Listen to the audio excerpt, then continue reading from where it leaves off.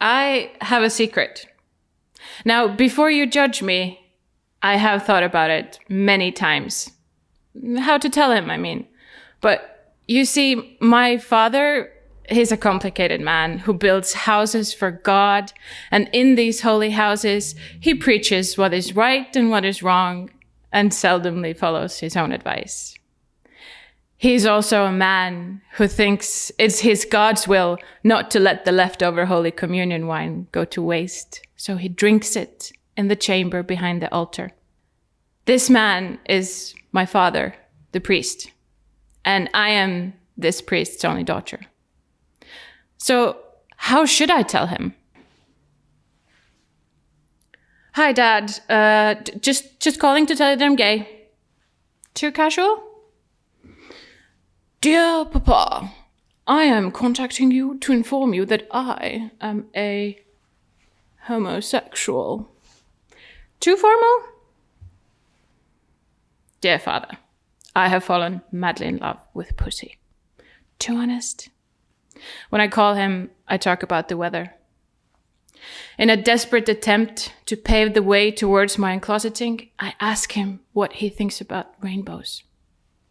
Obliviously, he tells me that the gays had no right to steal the rainbow from God because it's a symbol of God's love and his forgiveness.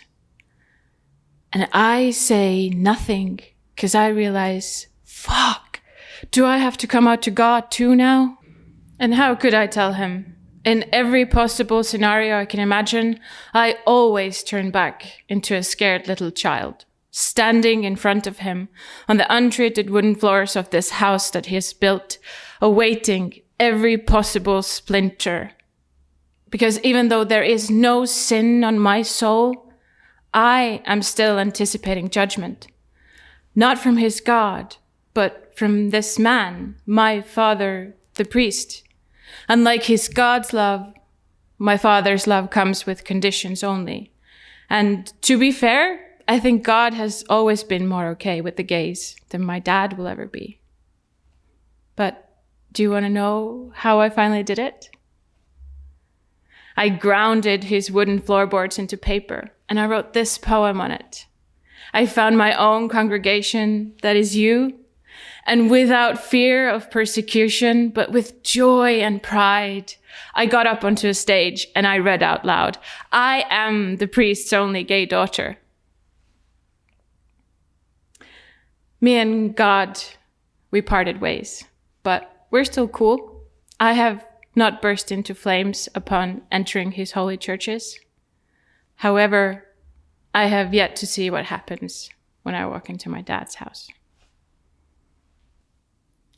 You, who have already been tested at the witch trials of being a queer woman, tell me, why do the inquisitors always look so familiar? And you, who wear your scorch marks with pride, tell me, how long does the branding burn? You see, I am still awaiting for my trial. Will I sink or float? Will they judge me by the length of my fingernails and unshaved armpits, or by the length of my hair and my skirts? In the end, the men in red might still burn us all in the same pyre. How dare they wear red, for that is our color. The ones who bleed, the ones who practice witchcraft between the sheets, the ones who, if turned away, cut off and casted out, go and build covens of their own. They call us witches, butches, femmes, and lesos.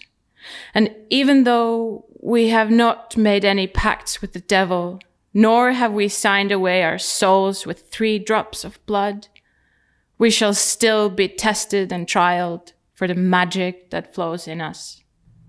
When I meet the head inquisitor, I tremble, even though she bears the same face as I do. Will she disown me and end her bloodline? Or will she have to consult the Holy Trinity first? My Father, her sons, and the Holy Ghosts of her own past. And why do I worry about it so much when I have you to love and practice witchcraft with?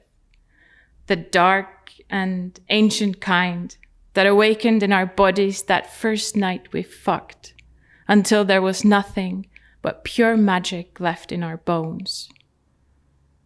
So they can try and burn me if they dare, and watch my flesh turn into fireworks. I thought I had renounced my allegiance, but take me back to the church, my love. This time, straight into the catacombs. Deep between the moist stone walls, and chain me up. I have a need to receive abstinence, the kind only you can give me. When you let the wood of your rosary kiss my skin all the way through the epidermis. I bow before the crown that grows straight from your skin right above the altar of my worship. I could swear your clit has a halo around it, brighter than the neon lights upstairs on the dance floor, glistening on the beads of sweat of dancing queers, under the watchful eye of Mother Mary, the last virgin, standing in the club. She winks at me, and here I am, standing in the middle of a nightclub, having the most religious experience of my life. And yes, you can consider me converted again. And hear my declaration of faith. I believe in speaking my truth.